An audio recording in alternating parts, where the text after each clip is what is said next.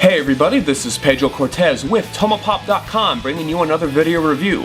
Now you may have seen my last review, which was of Blue Rose from Tiger and Bunny. So this time around, thanks to the fine folks at HLJ, I have yet another Chibi-Arts. This time it is Dragon Kid, also from Tiger and Bunny. Now the same thing kind of goes from what I said before, smaller scale figure, kind of super deformed, not the right proportions, Nendoroid sized, you know, but it's a good analogy right there. So kind of the same sort of criticism or compliments from before is going to go again for Dragon Kid. So this is going to be kind of more of an unboxing and less of a review. If you're just here for the review, then all you know is if you like Nendoroids or you like small cute figures and you got a tight budget, the Chibi-Arts line is right for you. So let's get a little closer to Dragon Kid. Okay, so like before, here's the box. I'll open this up. Dragon Kid is very similar to Blue Rose in that you have a nice box. It's gonna get put to the side for now. You have her packaging. Well done. You have, as usual, the 2 extra faces, additional arms, her staff, her sponsored item, and of course the figure. In addition to the sayings, we got an extra base here. Well, not extra, we got her only base. And we have her instructions. Very important, because there are a couple more. Oh, and also a little quick note about her earrings, which I'll point it out when I actually get her open. So we'll put these off to the side for now. Yeah, and so we're gonna pop her open as usual. I already shot it, so it's easy to kind of handle. And we'll take out Dragon Kid. Can't really stand on her own, but here she is. Put this off to the side. Deal with it later. So, Dragon Kid, once again, for comparison's sake, here is an Nendoroid, as you can see. More or less the same.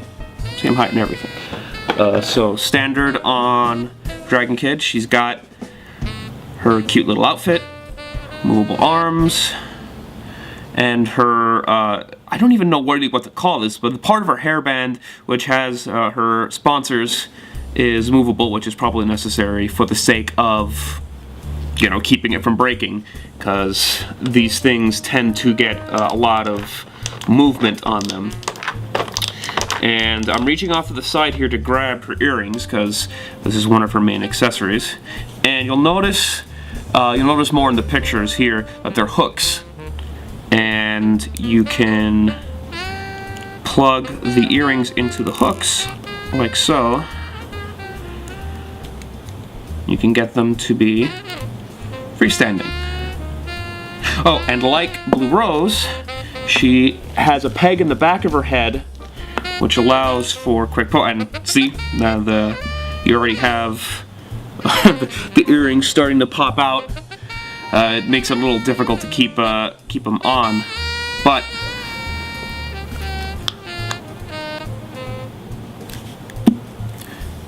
here she is standing on her own. I'm going to put these off to the side. Be careful, because you will lose these earrings if you are not consistently paying attention. Now I'm going to highlight how to take off her head and remove her parts.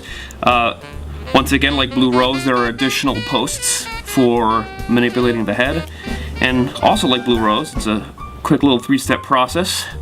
You remove the back of the head, separate the parts from there.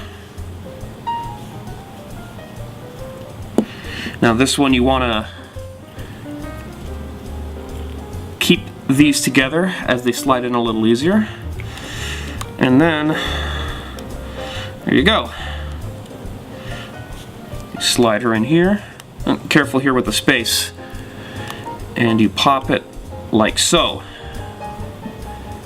Now, some of the other arm parts that come involve some special accessories, and the first one I'm going to focus on is a little Now, I say it's irritating more because the figure that I got had a slight problem, and I don't know if it's supposed to do this, but you'll notice it more in the pictures, but she has an arm where her hand is open for holding a staff.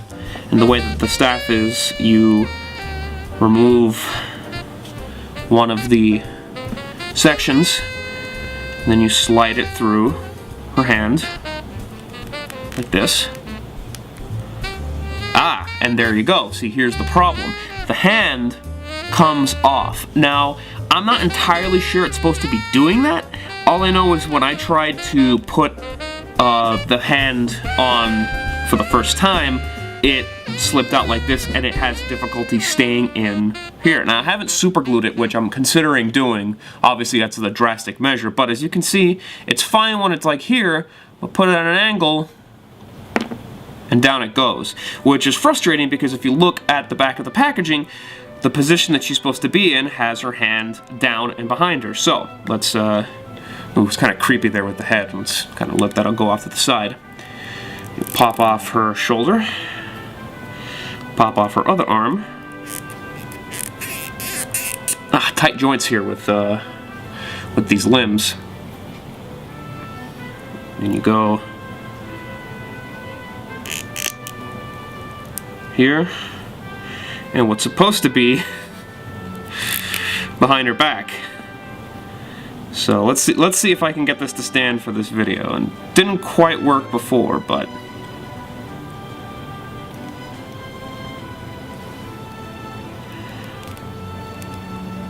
of course, if you move it around to the front, it manages to hold a little bit better. So for the sake of the video, you'll see that this has gone to in front of her. So there she is there, standing with her staff, and off it goes. So be careful with this hand. I think I'm going to end up gluing it in just to be sure that it doesn't fall off, because I actually really like having the staff on her. So, you know, you probably aren't going to get a busted one. Just unfortunately for me, I got one. Alright, so next up, as you see, I have the body and the head separated, much to my own amusement. You'll also notice I switched the face off to something a little happier.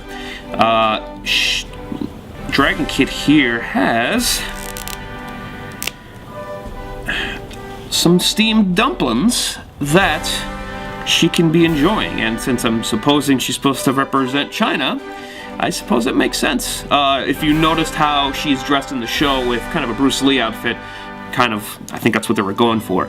You also might note that her legs, there's no extra leg parts because the legs are movable. Can be positioned any which way, so I'll have her kicked out and walking. Give a body for the head, and oh, she's so cute. Here she is, happily enjoying jumping up and eating those delicious steamed buns. But she also has one more accessory part, and this will require other set of hands and what I think are a bag of chips. I'm not entirely sure what these are, but I'll decapitate her for the moment.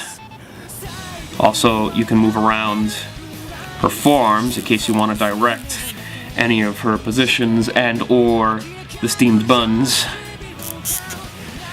Now, she can be set up like so. Okay, and here she is holding on to whatever item she is being sponsored. Again, not entirely sure, but there are little grooves on the inside of the bag. And popping her head back on, you can see that she enjoys sponsoring whatever it is those are. I'm gonna say they're potato chips and that she's enjoying a quick little snack, but I'll leave it up to you or anybody who can actually read what's on the bag to tell me what's up with that.